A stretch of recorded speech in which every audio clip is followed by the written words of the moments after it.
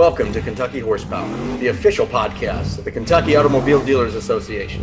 And welcome to another edition of Kentucky Horsepower. I'm Jason Wilson, president of KADA, and very pleased to have joining me today a couple individuals. Paul Harper from Pulse. He's the Vice President of Sales and Marketing, and Brad Geren, the Regional Manager of Dealer Performance Group, the preferred partner of KADA on all things F&I. And we're here to talk about a product that I think our dealers will find very interesting. A number of them are currently using this product.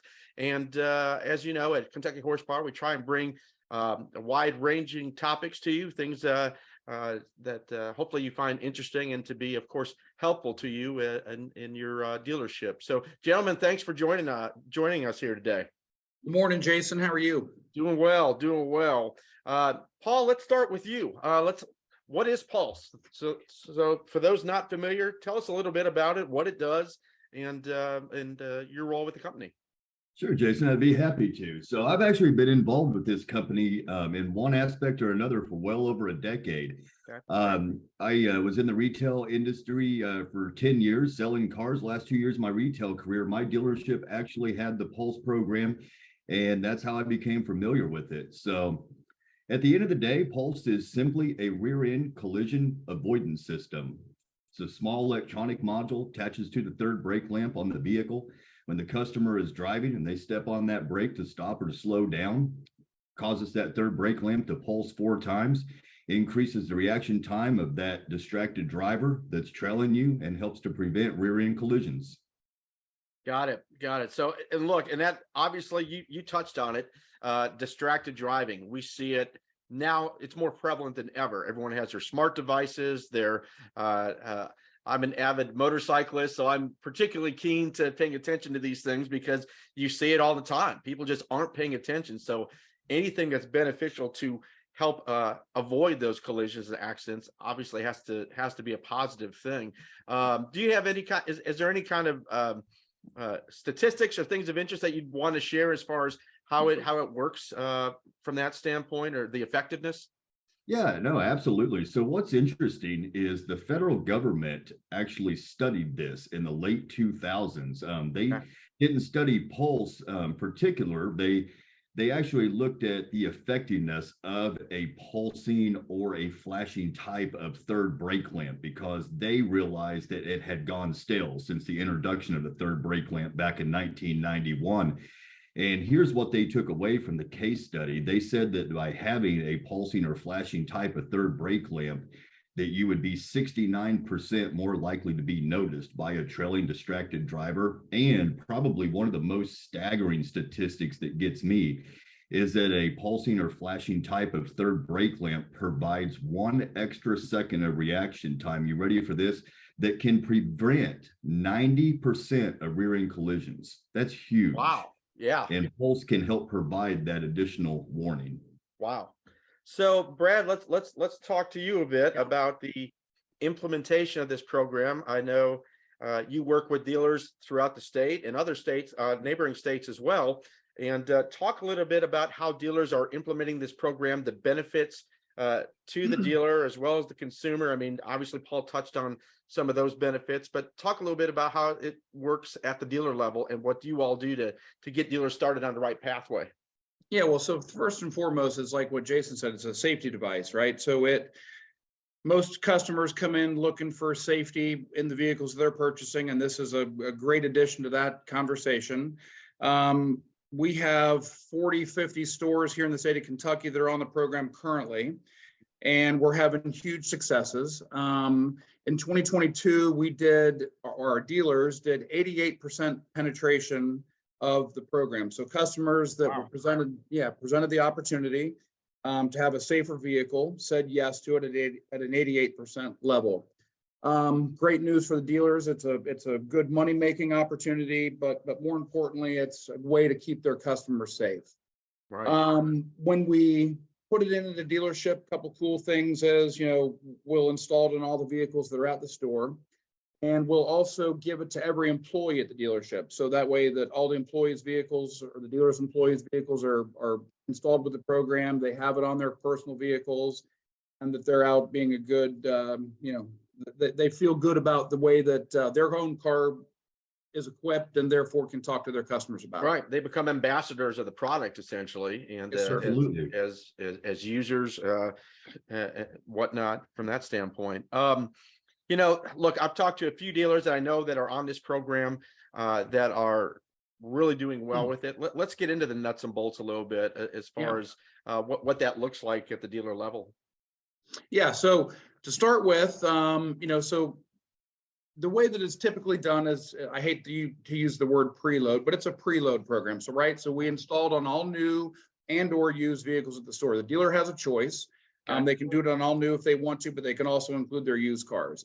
Most every make and model is available or eligible for the program. There's only a certain few that we don't put it on, and it certainly works on everything, but there's a couple cars that we don't put it on. But so it's eligible for every vehicle at the dealership, both new and used.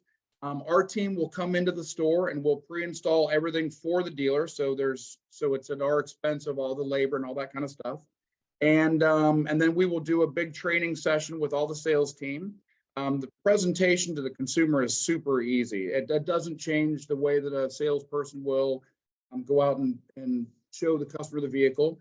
At one point, when they get to the rear of the car, we'll ask the salesperson to go up, step on the brake pedal, show how the third brake light will flash 4 times in 1.2 seconds, explain to the consumer some of the benefits of the program, some of the statistics that Paul mentioned a minute ago, and that is really it.